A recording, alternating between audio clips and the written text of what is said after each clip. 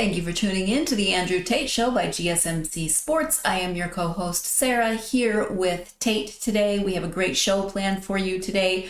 We will be covering Game 4 between the Dallas Mavericks and the Minnesota Timberwolves, moving from there into more news in the world of conference realignment, then the future of NIL collectives versus school-managed payments. Moving away from sports in segment 4, we'll be talking about two amazing pet stories and their impact on the world of academia.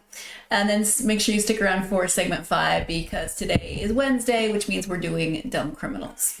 So stick around for that. As we get started, I would like to remind you to like and subscribe to the show. That really does help. Also, we do get a lot of questions and comments that come in during the show.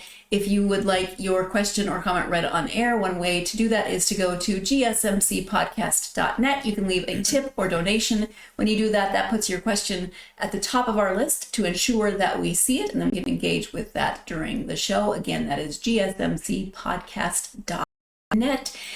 Good morning, Tate. Hello, Miss Sarah. Okay, so you were talking about today is dumb criminals. Yes. So just getting it together. There is, okay, so Monday is celebrity news. Yes. Tuesday is dating horror stories. Yes. Wednesday is dumb criminals. So far, so good. Thursday is Thursday. That's all the crazy drunk stories. Right.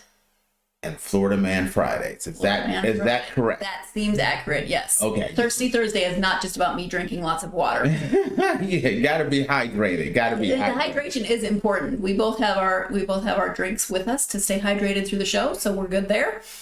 How's your day going so far? It's Wednesday. It's hump day. Hump day. It's okay. We had our morning walk, which is production meeting walk, which is kind of nice. We knocked out 10 kilometers, which is a little over 6 miles. You like saying 10 kilometers, but 6 miles. It's a nice 6 miles is a nice round number. So we do our production meeting, which is we talk about everything that's going on. Plus knock out a long walk, always a big plus. So 10 kilometers or 6 miles.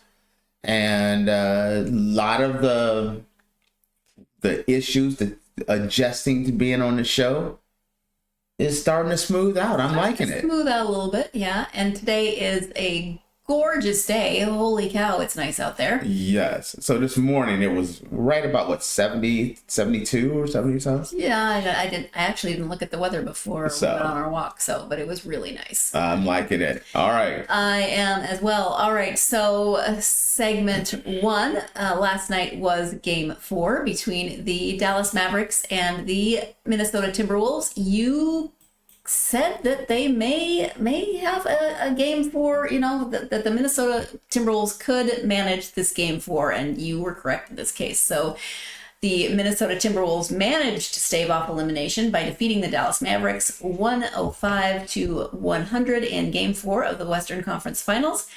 Karl-Anthony Towns, who had struggled in the previous games, found his rhythm and scored 25 points, 25 of which came in the second half. His efforts, combined with a stellar performance from Anthony Edwards, who nearly achieved a triple-double with 29 points, 10 rebounds, and 9 assists, were crucial in securing the win. Despite Luka Doncic's impressive triple-double, 28 points, 15 rebounds, and 10 assists, the Mavericks faltered in the final minutes. Doncic and Kyrie Irving struggled with their shooting, combined for just 13 of 9 from the field. The Timberwolves' resilience, especially in the fourth quarter, was evidenced as they outscored the Mavericks 16-10 in the final 6 minutes. The game was marked by significant contributions from Towns, who hit critical three-pointers in the final minutes, and Edwards, who scored a vital jumper with 39 seconds remaining. Coach Chris Finch, despite dealing with a knee injury, inspired his team from the sidelines, earning a technical foul in the process, but also igniting a fire within his players.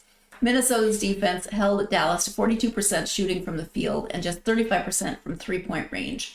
The Timberwolves shot a series best 53% from the field, showcasing a balanced attack and crucial plays down the stretch.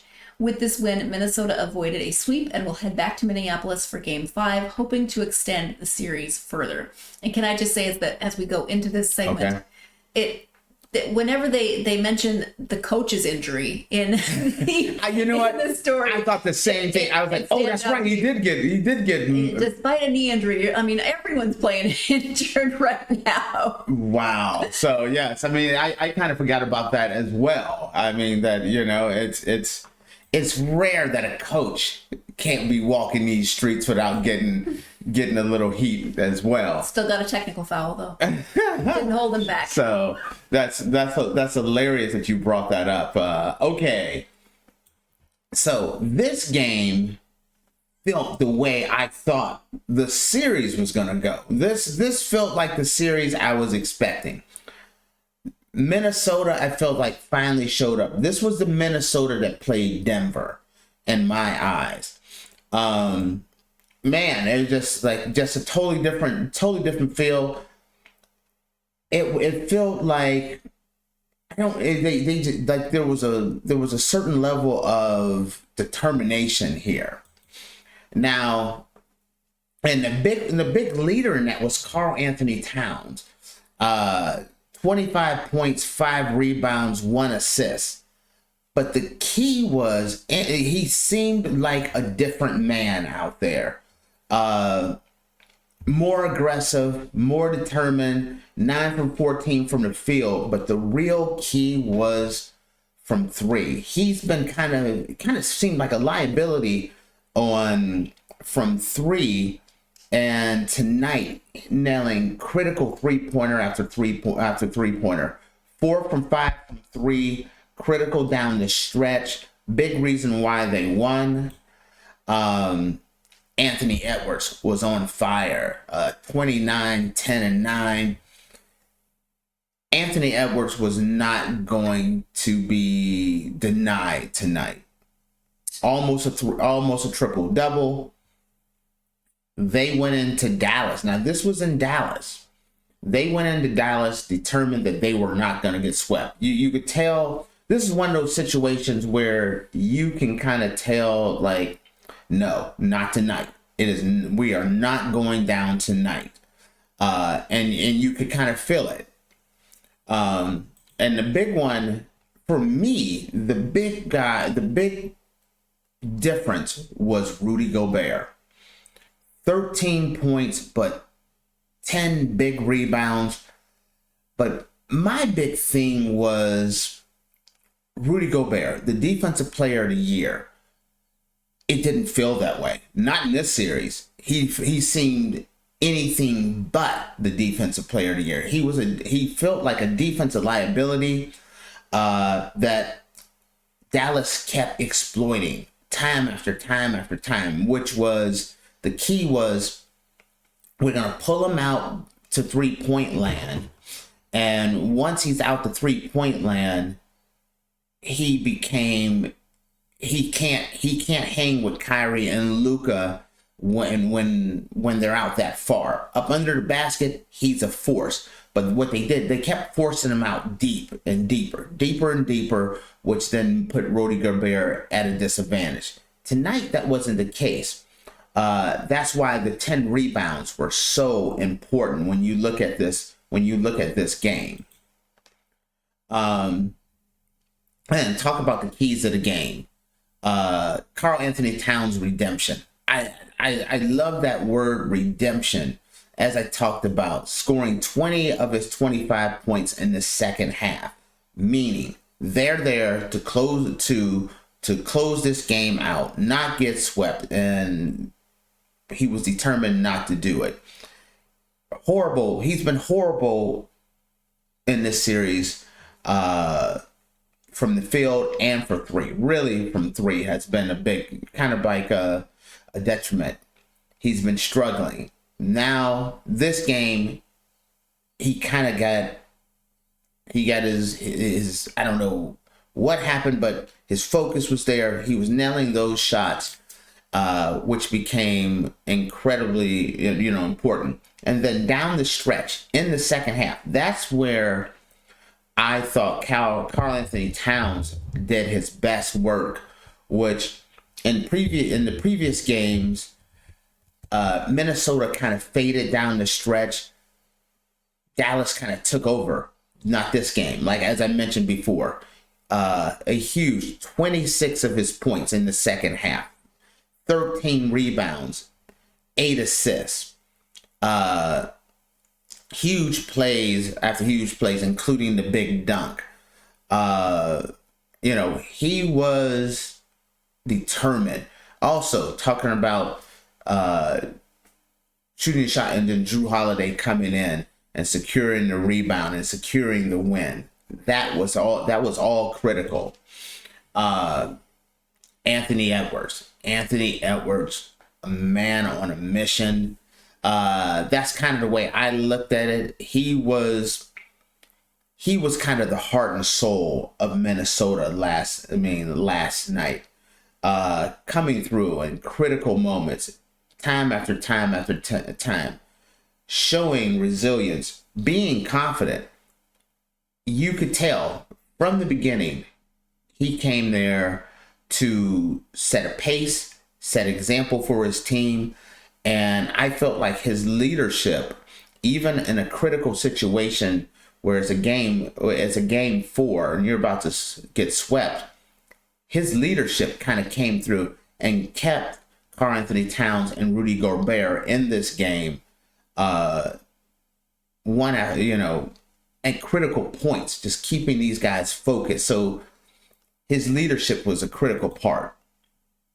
And then as a whole, as Karl-Anthony Towns was kind of the leader and kind of really getting things going, the team as a whole kind of rose up a little bit and actually performed incredibly well.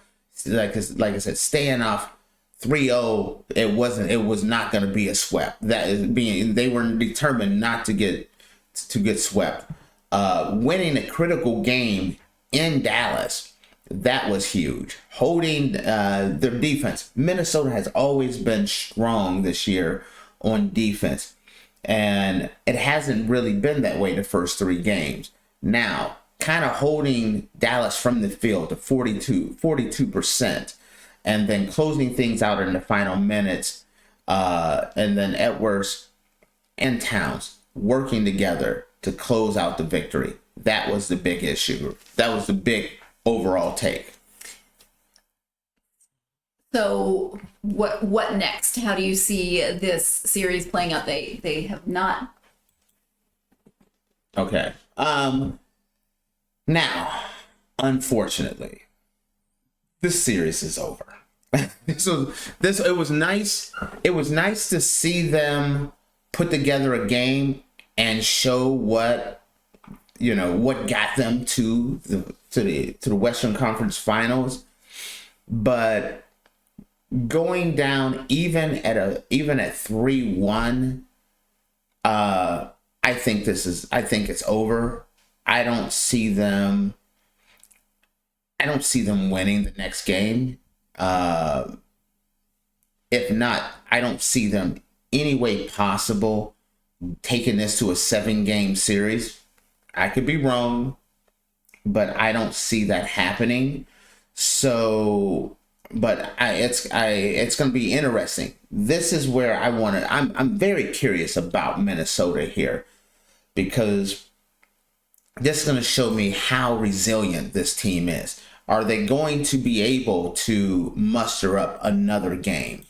I want to see how well Karl-Anthony Towns does his shooting slump come back, or is this a catalyst where he's back performing at that high elite level? Anthony Edwards, Rudy Gobert. This was a defensive player of the year sighting happened last night. Does it keep on? That's what I want to see. For Dallas, Luka put up a great game. The big problem was Kyrie wasn't as great as he has been. These guys last game, they were both Batman, both coming in at 33 points.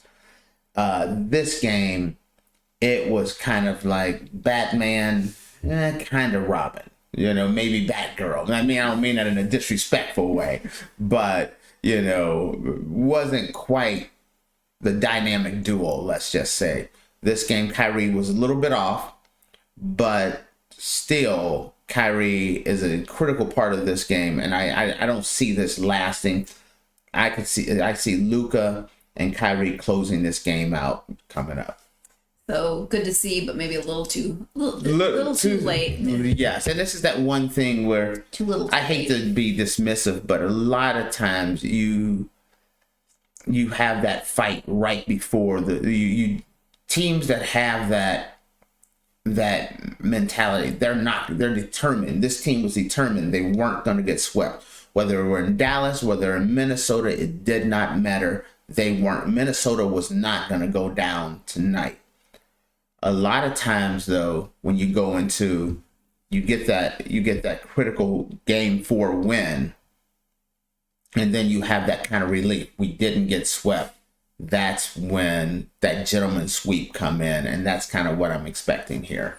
Well, we'll see. Maybe there will be a surprise. Maybe not. I mean, it would be great, because if not, if this extra game is huge, because we weren't going to have basketball until June 6th. Now we get an extra few days of basketball. So listen, I'm hoping this game goes to 6 or 7. That's what I would love to see. I just don't think it's going to happen that way. All right. Well, we're going to go ahead and take our first break for this episode. When we come back, we'll be talking about what's next for the Utah Utes in terms of conferences. Stay tuned. You are watching Let me start that. I was going to say, what's the name of the show again? I don't know. You're tuned in to the Andrew Tate Show by GSMC Sports, and we will be right back. You're sitting right next to him. Who are you?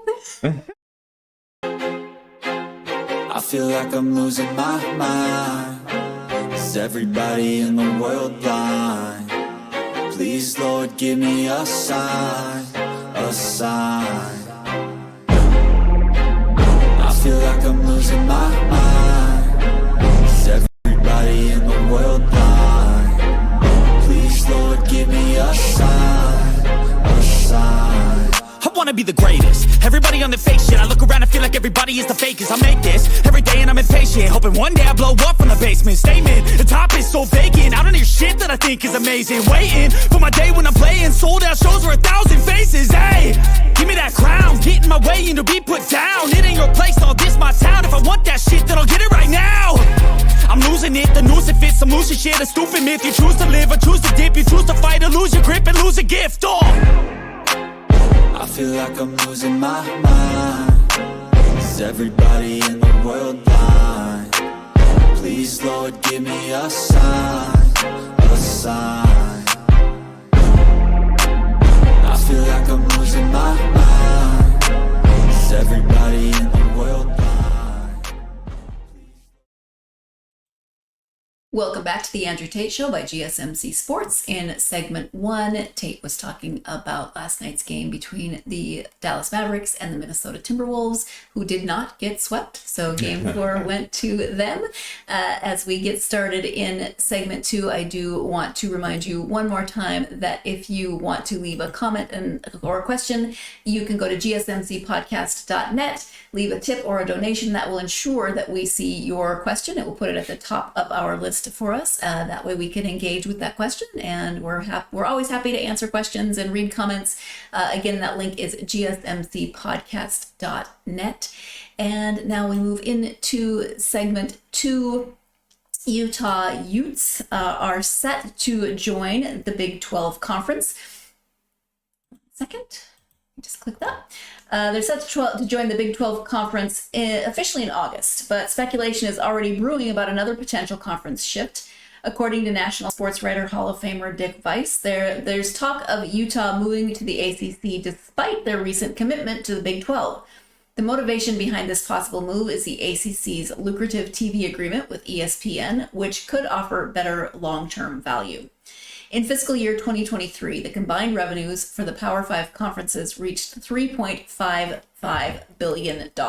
Here's a breakdown. The Big Ten, $880 million, SEC, $852.6 million, ACC, $707 million, Pac-12, $603.9 million, and the Big 12, $510.7 million. The ACC's revenue saw a significant increase due to a new carriage agreement with Comcast and an extra $40 million from the Orange Bowl. Per school distributions still favored the Big Ten and SEC, but the ACC's financial health has improved. Despite this, the Big 12 currently seems more stable than the ACC. Rumors suggest that Florida State and Clemson, two of the ACC's biggest football brands, are looking to exit, which could devastate the conference. In contrast, the Big 12, under Commissioner Brett Yormark, has positioned itself as a strong contender among the power conferences. If Weiss's speculation is accurate and Utah moves to the ACC, it would join former Pac-12 members Cal and Stanford, who are also heading to the ACC, along with SMU from the AAC. This potential move raises questions about geographic and financial logic, as the Big 12's media rights deal with Fox and ESPN could surpass the ACC's in terms of financial resources. Ultimately, the drive for better media markets and financial stability fuels these conference realignments. While Utah's possible shift to the ACC may seem puzzling, the ever-evolving landscape of college athletics means anything is possible. That was alphabet soup. So many acronyms. But in the midst of all of those acronyms, Tate, what do you make of this potential switch? They're committed to the Big 12, but maybe now the ACC. What do you think? Okay, so this made me smile. It made me smile, and here's the reason why, Sarah. Another man's treasure is another man's trash is another man's treasure. Had it kind of switched around. That's okay. And what I mean by that is another man's trash. All you've been hearing about is Florida State, they want out of the ACC. Clemson, they want out of the ACC. North Carolina, not happy with the ACC. Where's Miami gonna go? Is NC State gonna stick with them? What about Duke? And where is Duke gonna go to the Big 12? And then you look around and the Utah Utes are like, yo, I am willing to go to the ACC. And when you think about it and you start thinking about these kind of things, and it reminds me of the guy that's like, you know what, I'm sick of this girl. I'm gonna let this girl go. And then that guy lets that girl go and finds out there's a line of dudes down the street willing to like, hey, can I take you out to dinner tonight? And he's looking around like, wait a minute, what are you doing? That's my girl. Well, not necessarily anymore. Well, this is kind of that situation. Florida State and North Carolina and Clemson are looking at greener pastures and trying to figure out how to get there. Utah, who joined the Big 12 reluctantly. When the Pac-12 was on the verge of collapse, Utah was one of the very last ones. Utah was becoming a powerhouse in the Pac-12.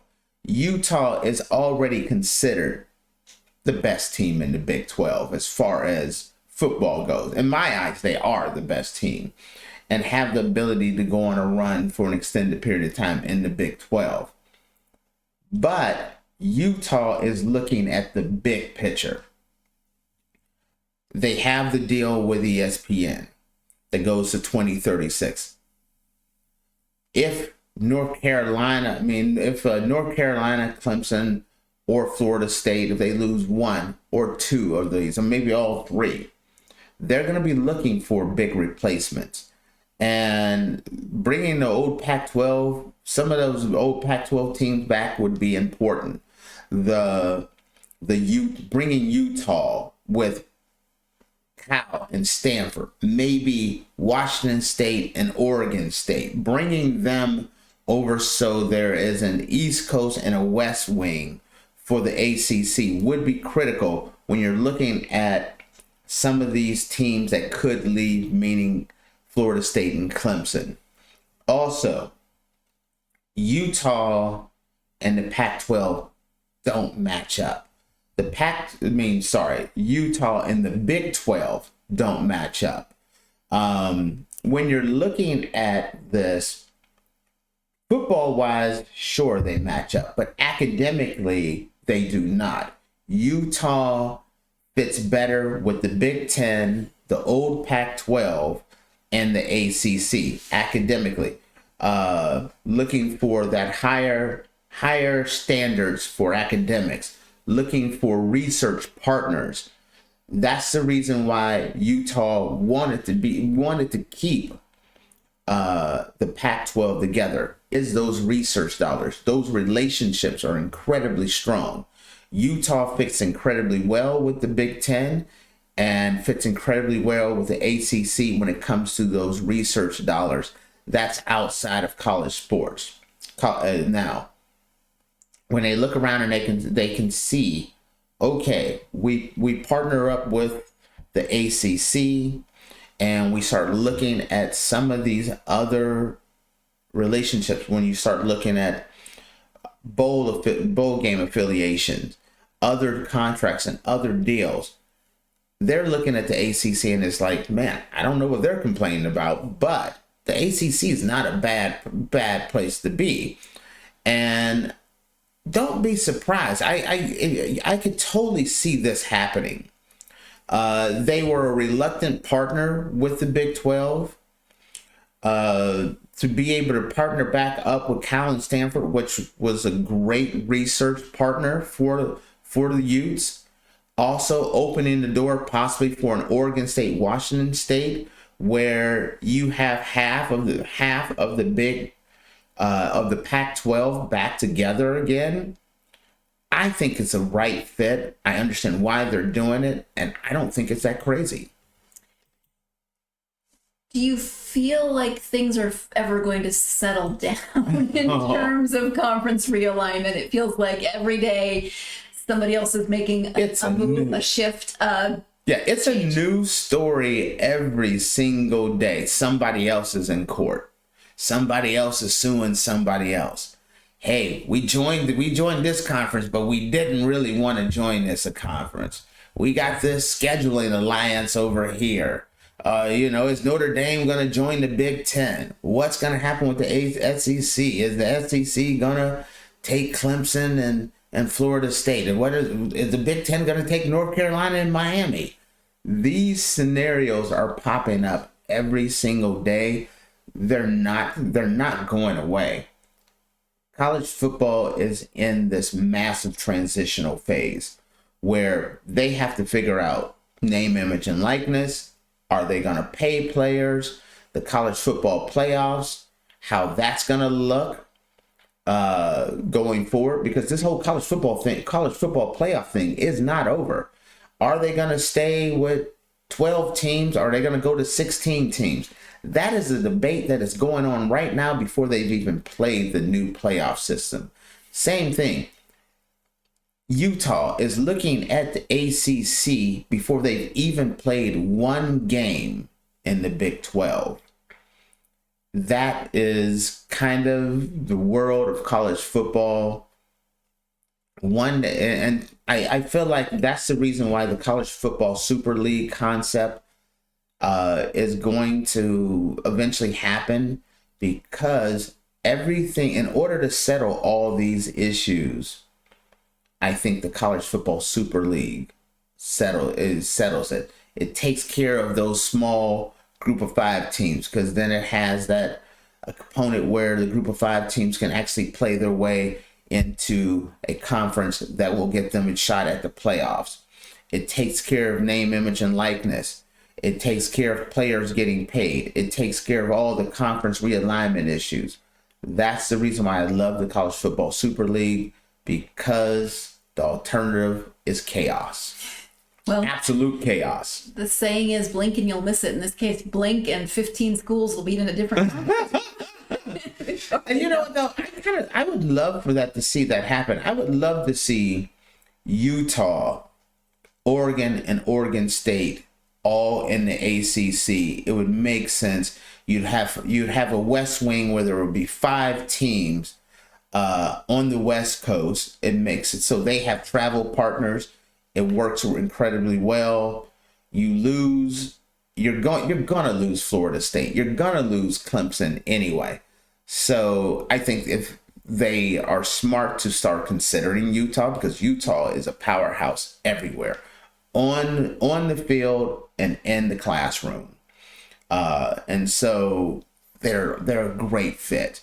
So I think this would be a perfect move for the ACC. We will continue monitoring the situation. We will continue talking about the situation. We will never be lacking for segments here. So Absolutely. we're going to go ahead and take our next break. When we come back, still sticking with college sports, name, image, and license. You mentioned how they get paid. We're going to talk more about that.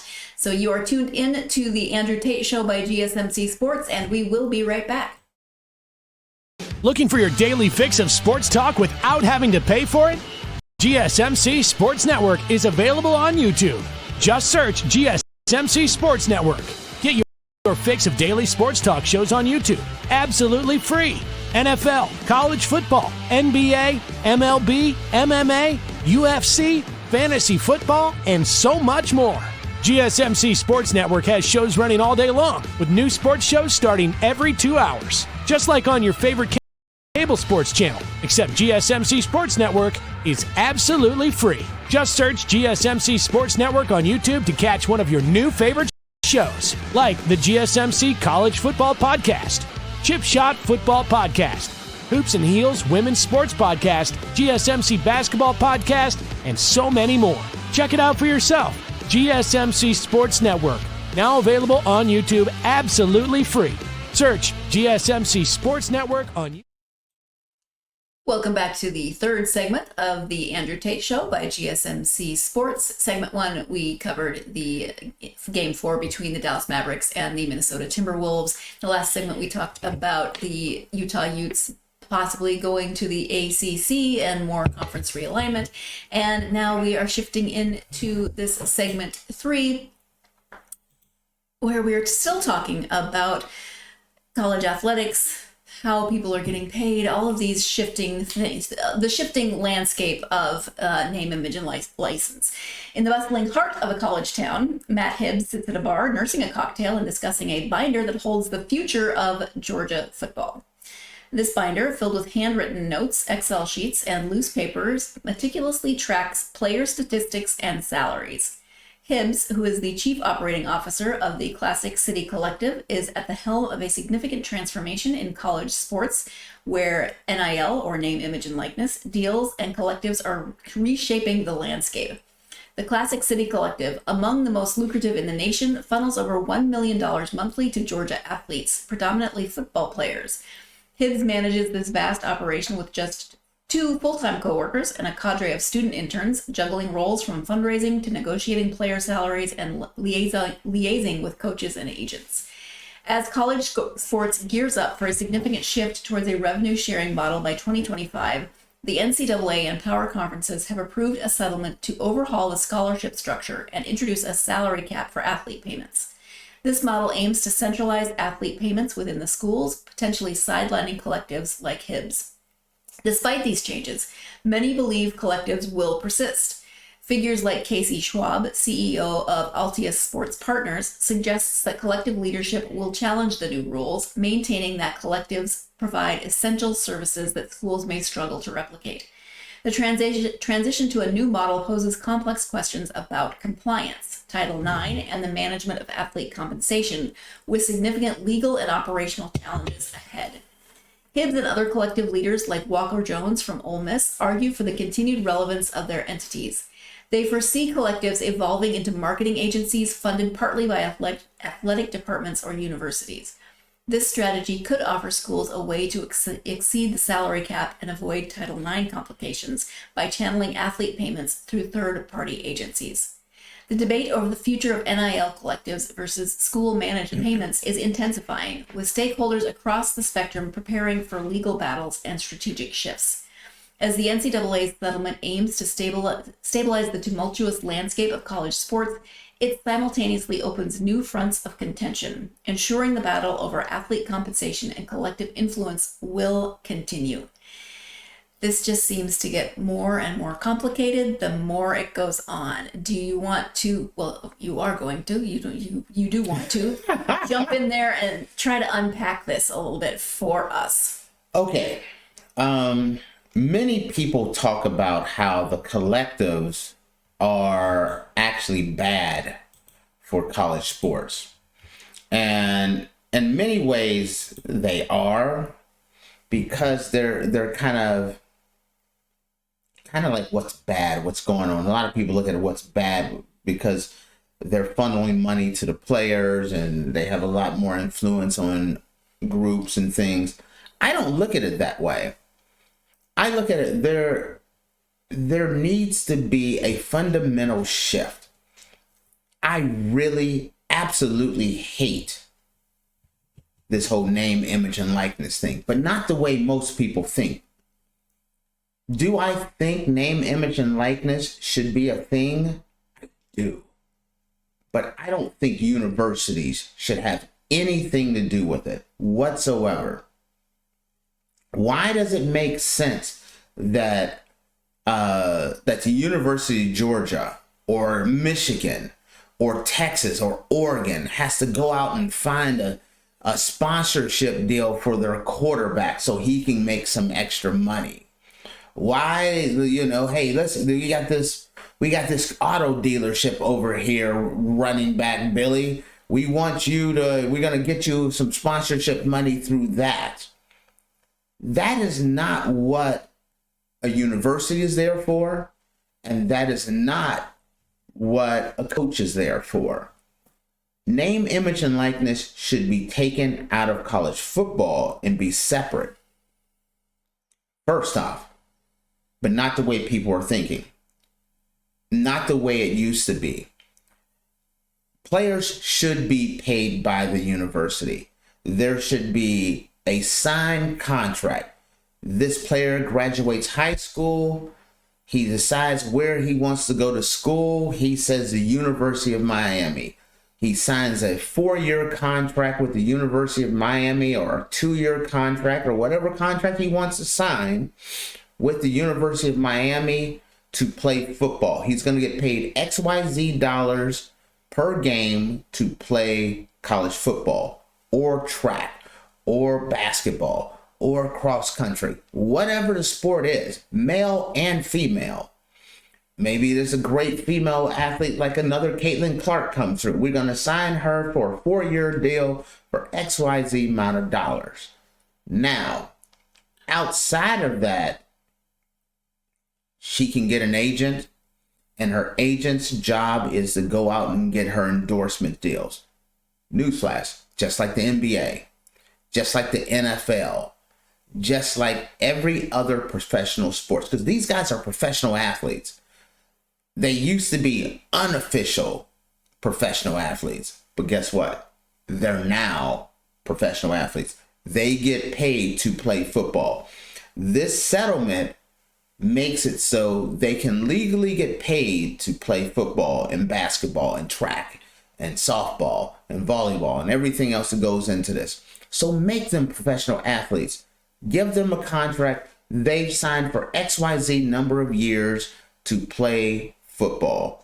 Okay? If you're worried about graduation, or you're worried about a kid being able to turn pro after their junior year, it's a 3-year contract. If you're a basketball player and you're a great guy, maybe you want to sign a 1-year deal or a 2-year deal.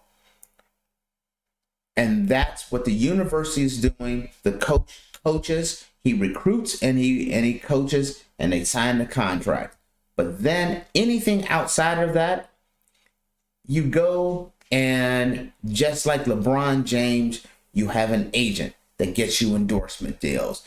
Just like Tom Brady or Patrick Mahomes, if you got an agent and you have that, the cachet out there, then your agent finds you endorsement deals. This whole collective, name, image, and likeness collective and things of that nature, working with universities and universities wanting to get a little hand in this, and they're controlling how much a player gets, is a bad move. It's kind of working toward their own interests in a way. They're trying to still control the player. The player has responsibilities on the field and to the school. That's what that salary is supposed to be for. You sign them to a contract, but get schools and universities and chancellors out of the name, image, and likeness. Why is an athletic director who's not an agent negotiating with auto dealerships and shoe companies and video games and apparel dealers and all this stuff, trying to work out deals so you can get a player to come play football for you when that's not what they do? Schools teach, coaches recruit, coaches coach, agents work on endorsement deals. Pay the players, give them a contract, get collectives out of the university, out of college football, get the players a decent salary. If you're good enough to get a name, image, and likeness type of deal, that's something that you do with your agent, just like LeBron. LeBron is good enough that his name, his image, his likeness is worth having an agent where he can sign deals. No different. I strongly feel that universities should not be dealing with this whatsoever. Everyone's worried about this lawsuit. Well, my next lawsuit that I see coming down the pike is that there's going to be someone wising up and saying, hey, this university is not an agent, but they're controlling what kind of endorsement deals I'm getting. And that's not right. Pay the player, let the agent work on the deals. These should be two incredibly different things, and they're different parts of the world. And then you also, now you're paying players, you're giving them a contract. Now that also addresses the transfer portal. This guy is a free agent. Let's say he signs, if you're a good player, hey, I only want to sign a 1-year deal. Okay, I'm a free agent at the end of my freshman year. If you're not and you want a longer deal, hey, coach, I'm willing to sign a 2-year deal to come to, Georgia Tech. At the end of that 2 years, your contract's up, you're a free agent. You can re-sign, you can turn pro, or you can transfer. But that's the way it should be, not having a collective in there, not that address, not having name, image, and likeness being controlled, not being a Wild West where the transfer portal was everywhere. That's my solution and why I think it needs to be overhauled, and they're still setting themselves up for another lawsuit down the road. Well, from an outside perspective, having an agent makes more sense. Absolutely, it makes more sense. As just a normal person, don't want some random person negotiating my deals for me. I want somebody who has been trained in negotiating those deals, who knows what to look for, who knows where to go to find the best deal for me as the client, as the athlete. And not only that, it's a pay-for-play system. It's fraud anyway. You have a situation where you're a linebacker coming from, Ethelsville, Alabama, and this guy wants you to come play for them. So they're like, hey, we got $50,000 for you to come play football for us, and name, image, and likeness. But guess what? You're not seeing that guy on any commercials. You may not even see him on a billboard. They're just paying him to come there, and they're circumventing the system by doing it through this way. Name, image, and likeness is just another way of circumventing even the new salary cap situation. Give everyone the exact same salary or negotiate them a salary. But if you're good enough, get an agent and let them get as much money as they can through endorsements, shoe deals, and everything else. But get the coaches, get the players, get the coaches and the chancellors and the universities out of representing these kids for name, image, and likeness. They're not advertising agencies. They're not marketing executives. They're chancellors and coaches. Have them do what they do best. Well, I'm going to wrap up this segment the same way I wrapped up the last segment, in that this is going to be very complex and continue to change. We will continue monitoring it and reporting upon it, and having opinions on it. So absolutely. We're going to go ahead and take our third break of this episode. When we come back, moving away from sports and into some news about pets, because I like pets, and so we're going to talk about dogs and cats.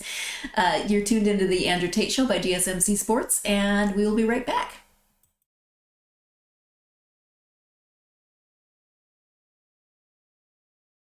For the best and latest podcasts available anywhere, go to the podcast app on your cell phone and type in GSMC to access free content-rich podcasts on health and wellness, book reviews, sports, entertainment, relationships, social media, movies, technology, finance, and even weird news. Subscribe and download the GSMC Podcast Network's family of shows, available everywhere podcasts are found. Welcome into the fourth segment of the Andrew Tate Show by GSMC Sports. In the first three segments, we covered the game between the Dallas Mavericks and the Minnesota Timberwolves. We talked about name, image, and likeness in the last segment. In segment 2, we talked about the Utah Utes potentially going to the ACC. And now we are shifting away from sports. As I mentioned before the break, we're going to be talking about some pet stories. Tate, you are more of a dog person than a cat person, right? I'm not a cat person. Okay. Well, You know what, though? It makes sure people understand. I'm strongly not a cat person. But I don't hate cats. I'm just allergic to cats. Me too. You know what I mean? They don't like me and I don't like them. We agree to see other people. Let's put it that way. That's a better way of putting it. I don't dislike them. I just can't hang with them because. Well, I put the cat story first. We've got a cat story and a dog story. I put the Okay. cat story first so we can get it out of the way and you can then move on. I don't hate cats. I got no problem with them. They're similar stories in that they both involve animals in academia. So let's start with. Does this one have a name, image, and likeness deal too? Probably not. I think it might have been a little before that. Okay. Let's see. So for the most part, as you know, cats spend their time lounging around, or this is what the article says: murdering innocent animals. You know what they do? It's in their nature. We grew up on a kind of a bit of a small farm in Ohio, and meaning his family, not yes, like we meaning yes. We didn't grow up together. And my mom, she had this cat, and this cat was smoking fools everywhere in the barnyard. Man, there wasn't a bird within 200 miles that wasn't sweating flying through our neighborhood. So those cats can be vicious. All right, go ahead. Okay, let me just interject here then. My dog, when she was a puppy, I don't think she killed the bird because I don't think she was that fast or smart at that time, but she brought a dead bird into my house and I stepped on it in my room. Oh, yeah. So bleh. Anyway, okay, go ahead. We move on from that one. Okay, Chester. Chester is the cat in this story. And Chester was no ordinary cat. In fact, this intellectual feline played an important part in the history of physics. Oh, okay. Kind of. The story starts in the 1970s, so before name, image, and likeness, when physics professor Jack H. Hetherington wrote a paper called 2, 3, and 4 atom exchange effects in BCC3 HE. I don't know what that means, but that's okay. I was okay in physics, but not good. According to Atlas Obscura, the paper was about, quote, the behavior of atoms at various temperatures. Okay, makes sense. Mm-hmm. But when he was done writing the document on a typewriter, makes a point of telling us he wrote it on a typewriter, he realized he'd made a big mistake. Even though he was the only one involved in the study, he'd used the words we and us multiple times in the study, or in his paper. So that's why the typewriter is important, because you can't just go find, replace. Instead of rewriting the entire thing, he added an extra author, Chester, the cat. Hoping to make the feline sound more respectable, he gave the cat the pen name of F.D.C. Willard. Willard was in honor of the cat's dad, And FDC was a combination of the scientific name for house cats, the Felis domesticus, plus Chester. The paper was well received, and in 1980, Chester, quote-unquote, authored a second paper in a French magazine, receiving sole credit for his work. It was an incredible moment for both physics and felines alike. It's silly, but it made me laugh. No. Wrote 2 physics papers.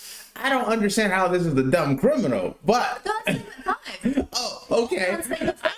I was like, did he get a deal and then he robbed a bank? What did he do? I'm like, no, I'm waiting on the dumb criminal part to kick in. You're a segment ahead.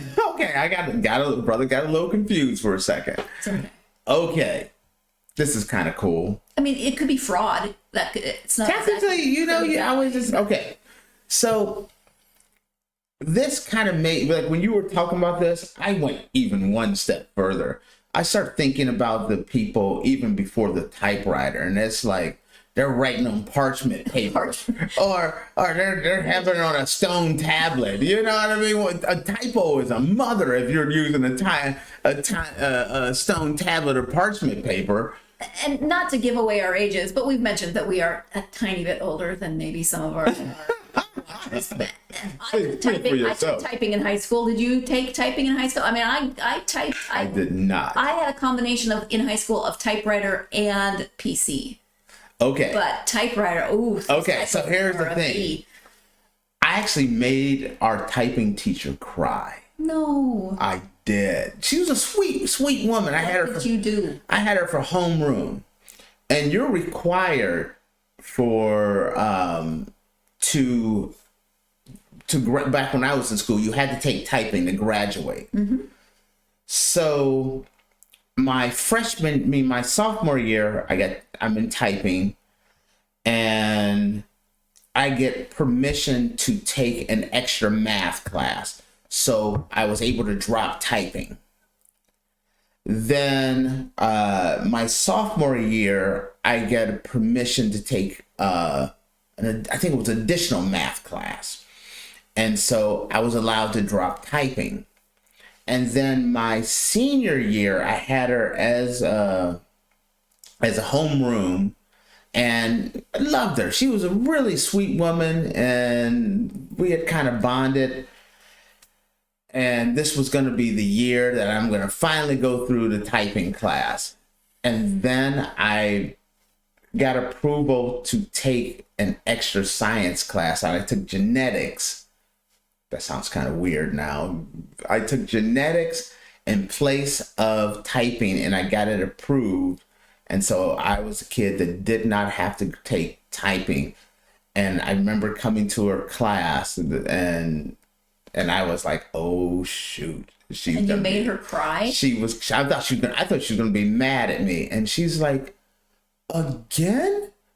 And I'm like, I'm so sorry. And she's like, and she started crying, and I'm like, I gave her a hug and everything, and I felt bad, but it explains your typing skills. My typing skills, they suck right to this day. I can type. A brother can type now. Don't get me wrong. You don't do this. I've seen you type, and you do use your full hands, and that's because of her. Because I did 3 years in a row. I started the first week of class. So you get the home keys down. Typing. Yeah, you have the home keys, and you do the reaching. So I got the basics down, and then I taught myself the rest of the way. But yeah, I ended up making her cry because of that. Sweet lady. That meant how nice I was that the teacher would actually cry that I dropped her class again. But she was a great lady. I always enjoyed her. But yeah, in the end. Now, go ahead. I'm just gonna say shout out to Mrs. Beck, who was my high school teacher, and she was awesome. So I can type. I can type, but I'm just not as advanced as some others. I don't think Chester the cat can type, especially not on a typewriter. Right. I didn't really push those. Well, no, electric typewriter in the 70s. It probably was electric. No. Could have been a manual. I think it probably manual. I think electric typewriter is more 80s than anything. Could be. But that was kind of smart. When you're looking around, you're like, oh shoot, I didn't put we in here like 402 times. How do I retype this? and then your cat comes over looking for, a snack. It's like, all right, let me go wait a minute, my cat. Let me. The cat was technically here for the writing. And it's a heck of a lot easier to just go to that last page and just say, bye, this person, and then what's the cat's name? Chester, the paper molester, whatever. We're gonna move on to the dog story. I don't trust you with the Chester story anymore. We're gonna move on. Chester the cat, whatever you want to call him. But yeah, you type that in. That's easier than just going through and retyping a whole page. I'd have been doing the same thing. Like, nope. I'd have put my sister in there as a co-writer. Sure. So. All right. Well, we also have a dog who got a PhD. So getting a PhD is no easy task. I don't have a PhD. But before he died in 2013, Elvis, the Welsh corgi, was awarded an honorary doctorate. So exactly how does a dog earn such a big deal degree? It has a lot to do with his owner, Tim Pennings, an associate math professor at Hope College. This Michigan professor was teaching a class one day on how to determine the quickest way to get from one point to another. And while drawing lines on his chalkboard, he explained that the shortest route isn't always the fastest. Later that day, Pennings was playing fetch with Elvis at Lake Michigan, tossing the ball into the water for Elvis to bring back. As Elvis retrieved the ball, Pennings noticed something interesting. The shortest path to the ball was for Elvis to run directly into the water and swim at a diagonal path. But instead of taking this route, Elvis ran a little way down the beach, jumped into the water, and swam straight for the ball. Sure, it was technically a longer trip, but it allowed Elvis to fetch the ball in a much shorter time by swimming less. As Pennings explained, it seemed his dog was inherently using calculus to get the ball as fast as possible. Intrigued, Pennings conducted the experiment multiple times, recording Elvis's speed and using a tape measure to determine the distance the corgi was covering. After plotting out all that info on a graph, it seemed to Pennings that Elvis had an instinctual knack for calculus. With his mathematical canine, Pennings was then easily able to explain this concept to students. The two gave multiple math lectures, and Elvis has even been featured in calculus textbooks. In other words, Elvis totally earned that doctorate. No, he didn't. No, he didn't. This dog was not over here sitting down there busting out the calculator, doing the math, trying to figure out, okay, rise over run. See, I still remember that rise over run situation.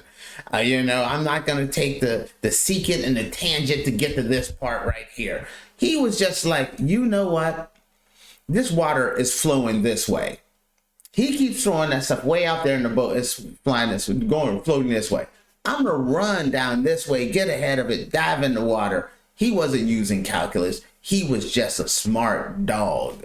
But it is an interesting point about animal instincts and how they can kind of figure that stuff out that animals are lots science for. Yeah, he was just this guy was like, man, this dog can't be that smart. And then it's like, wow, maybe he isn't smart. Maybe he's using calculus to figure out this. No, he was just using natural instincts. You see, he throws it way out there. It starts floating down this way. And it's like, I can swim out this way and then chase it.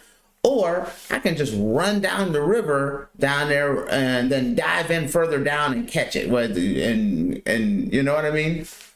That is not a dog that deserves a doctorate degree. It was honorary. I don't care. I want an honorary doctorate degree because I can run down there and do the exact same thing. Hook a brother up with his doctorate. But you aren't a cute corgi. I am a cute show host. I'm not touching that. Now, yes, I did say these things. I took both physics and calculus in high school, and I didn't particularly enjoy either. I did get decent grades, A's and B's. I think I would have done better if there had been a dog teacher. Just saying.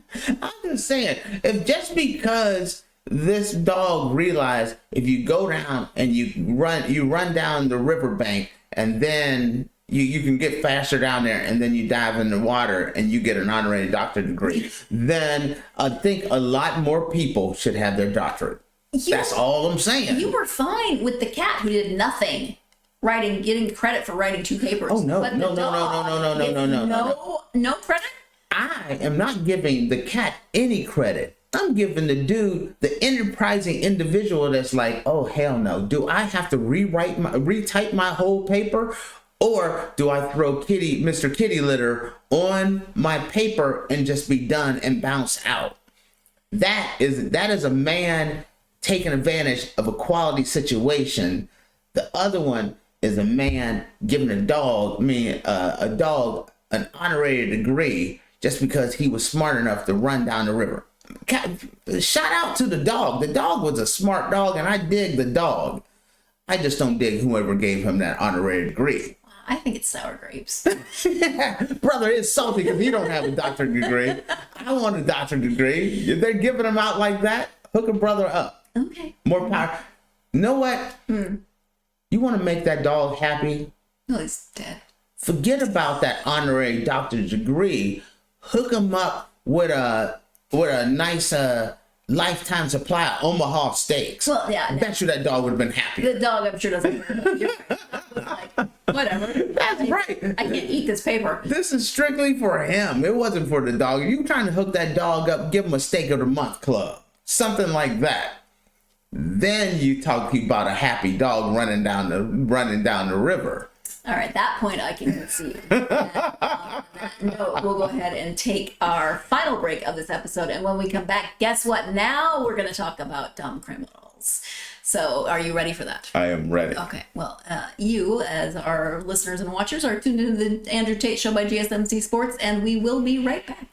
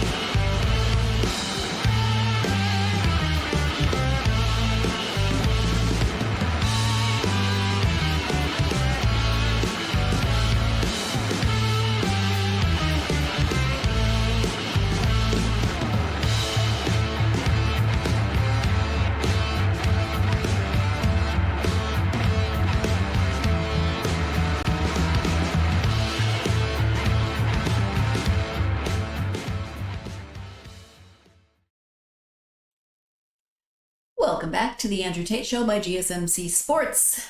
Before the break, we talked about a cat, quote unquote, authoring a calculus paper or a physics paper, and a corgi getting an honorary doctorate. Tate was not impressed. Wait. Also, make sure people understand. I kid. Don't think I hate animals and all that stuff, okay? This is part of the sports and entertainment part. Just letting y'all know behind the scenes. Corgi hater. No more. The cat, yeah, but not the corgi. Oh, okay. So now we are moving into dumb criminals, and we've titled this "Don't Hand That Over." I've got several instances of people who just weren't thinking. Instead of finding one large story, I found 3 kind of related stories of people giving things over that they should not have done. So we start with a fake ID. I've never had a fake ID, but it can be a kind of a rite of passage for some teens.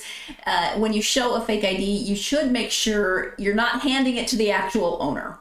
The one whose face is on the ID that you are presenting as your no, own. He did not. Okay. That's what happened to one woman, at Applebee's in 2013, when she showed waitress Brianna Pretty her own driver's license as proof of age.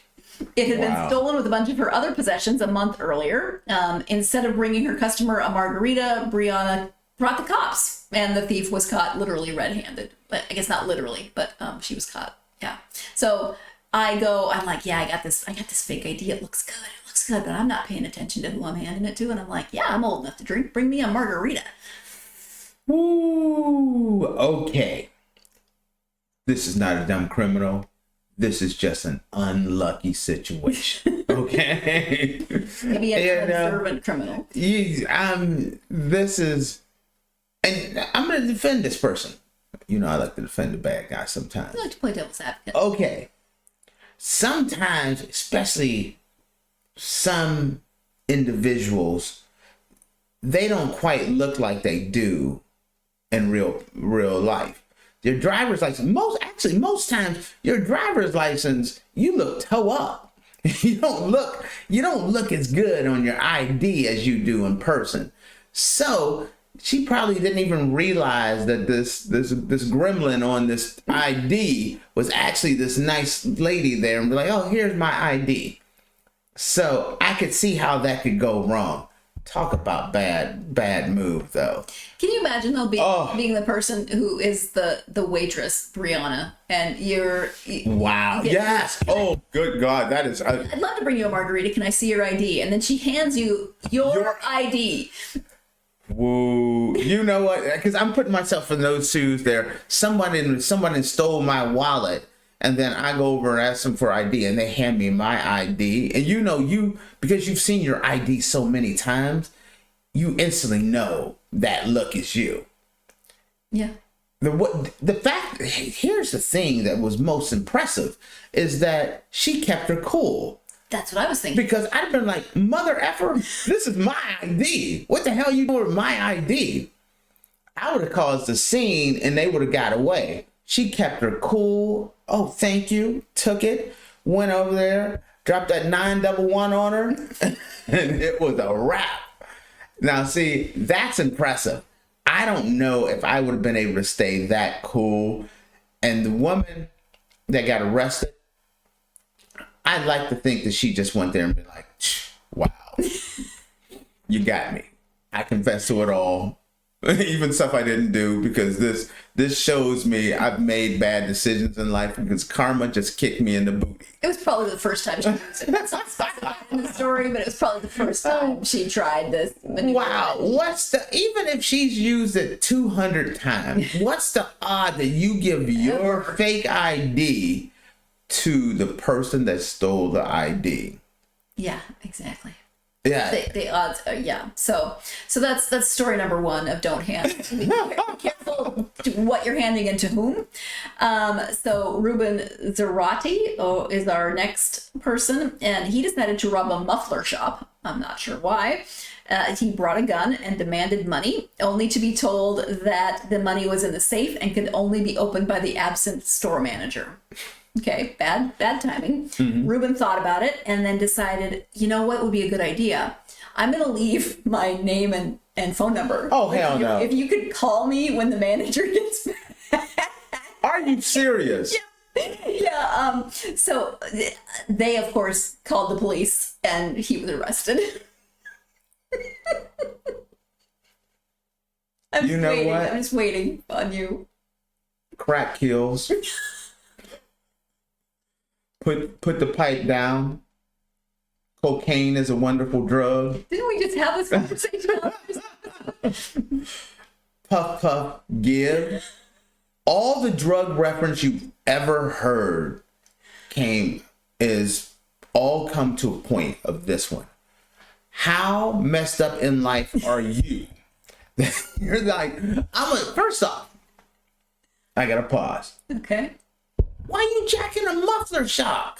Come on, that's a horrible decision. First off, that right there showed me that this person, this enterprising individual, wasn't in his right mindset. It wasn't a well thought out plan. Right. I don't think he spent 30 seconds on this plan. Because most times they're all credit cards when you're paying for your car anyway. Sure. So I don't really see it being like a very lucrative venture in general. Let's go rob the Meineke muffler. But then show up and be like, listen, dude, I'd be more than happy to crack the safe open for you. But because I'm only getting $14.50 an hour, so I'm not willing to put my life in danger. But you can see clearly right here, the safe is locked and I don't have the key. So what does this individual say? You know what? I understand where you're coming from. Yeah. Here's my name and number. Drop me a line when he comes back, and I will come back and rob y'all then. Okay? Is that okay with you? Can we work that out? If you call me, I will come back and rob you. He's just sitting at home like, yeah, my phone's going to ring any minute now. You know, this is why you can't be buying good drugs. You gotta, the stuff that's like the good stuff is too strong. You gotta cut back on whatever dosage you taking. You took too high of a dosage that day. You gotta tone that back, cut that in by half, maybe 3/4, because whatever you were taking was so powerful that your butt decided to write down your name and number. What? Sarah, Yeah. you've outdone yourself. This is when you remember the commercial. This is your brain. On drugs. This is your brain on drugs. They don't need an egg. Just show this dude writing down his name and number. This is your brain on drugs. Bam. Any questions? And that was talking about straightening people out. I'm done with drugs forever. After that, I am done. I'm only on water and Ovaltine from this point on. I'm just picturing what he thought this conversation was going to be. Hello? Yes, Mr. Zapati, this is Sarah over at the XYZ Muffler Shop. You'd asked us to let us know when the manager was back. If you'd like to come rob us, he's here. Okay. I got hopes and dreams here for this dude. Okay. Because I feel bad for this guy. Well, sure. I don't even think you should give him time. He's so dumb that he is not guilty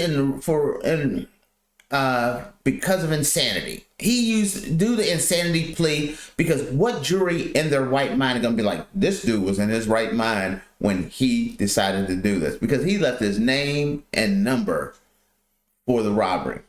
The only hope I have for this dude is that he made him an offer. Listen, you call me back, I'll split the proceeds 50-50 with you.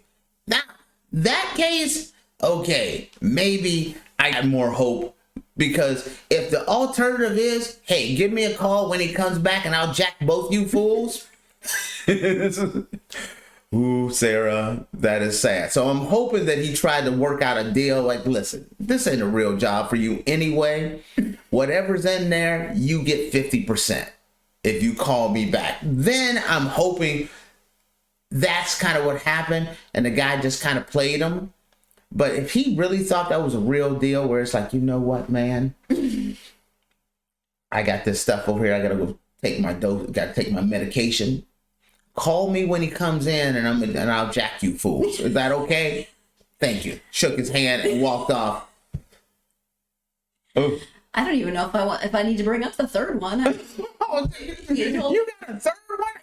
I don't know if I can talk. No. I don't even know how you did. Yes, girl, go ahead. Talk to me. But I don't feel like it's going to be as good, because this is a bank robbery, and I don't know if this guy was dumb or just really, really nervous. Because you just hit the jackpot of all jackpots for the dumbest criminal ever. Ever. This guy was just nervous because he told the teller, put the money in the bag, right? Mm-hmm. But he was so nervous that instead of giving her the bag, he gave her his gun. Oh yeah, I could see that. That's his first caper he's ever pulled off. Yeah. So after a brief moment of confusion, the bank teller just ran away with the gun, and so the robber wasn't sure what to do. This one actually got away, so he didn't get caught. But instead of robbing a bank, he committed a lesser crime of just stealing a bank employee's bicycle. He got away on the bike. Listen, he's very lucky he's not wearing lead underwear. You didn't get to catch some lead, in other words. Okay. Like he needs an X-ray. He was nervous. I think this had to be his first caper. Sure. And so he went. He had it played out in his head and just he was all freaked out. Just hand the gun. Now, I laugh at myself because I did say the words, this was his first caper. Like, I have been robbing places my whole life. You're like, yeah, that my first one, I was a little nervous too, but now. The guy that doesn't break any laws over here, like, yeah, that was his first caper. That's what I remember my first one. You know, like, no, I don't do anything. But I've known people who've dabbled in the world. You know, I'm hoping that this is his first time. There was a kind of a dry run. This was a dress rehearsal. Maybe he got out, he got away, and he. What happened is this, Sarah. He decided he was gonna rob a place. He wasn't gonna break out into crime, and he got there and realized that he had went above his capabilities. Mm. He had promoted himself into incompetence. No. And he did what a smart person would do. He said, you know what? This is out of my league. I'm not a bank robber level. I need to lower myself to the level where I need to be. Maybe start with a convenience store. No. I'm robbing me. I'm stealing bikes. Oh, yeah. He's like, no, I'm not a bank robber. I'm a bike thief. What I don't know is how he didn't get caught. If he was wearing gloves, you'd think his prints would have been on the gun, or they maybe could have tracked the gun. But I'm also picturing his second caper. Let's say he does decide to try this again, and in his head he's repeating, "Don't hand the gun. Don't hand over the gun. Give her the bag. Give her the bag." He probably showed up the next time without the bag. He probably forgot the bag altogether. No gun, no bag. Now he's stuck at the level of stealing bikes. He's not allowed to go any higher than that. He is forbidden. That is his limit right there. As a matter of fact, I'm hoping that when he rode that Huffy on home and realized, like, you know what? I'm gonna get on the phone.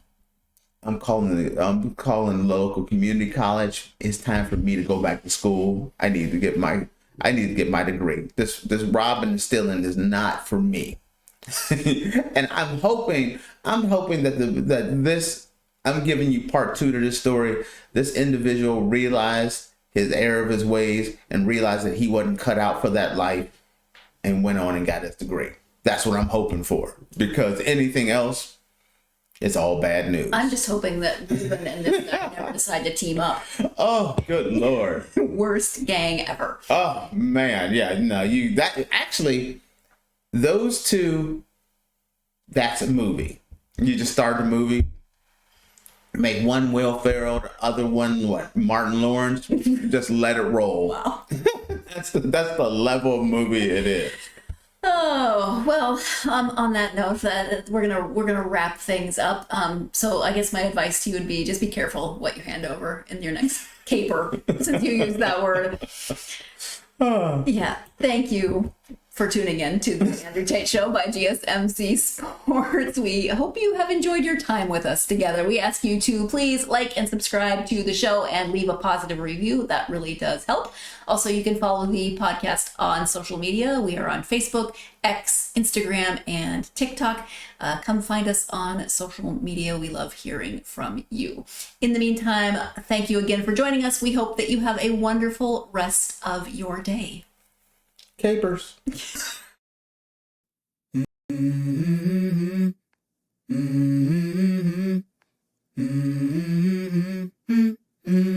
go. I wake up to a little bit of drool on my pillow, feel like it's gonna be a bad day. Yeah, I'm tired of shit, and the coffee ain't hit yet, damn, ain't that great. I don't wanna go to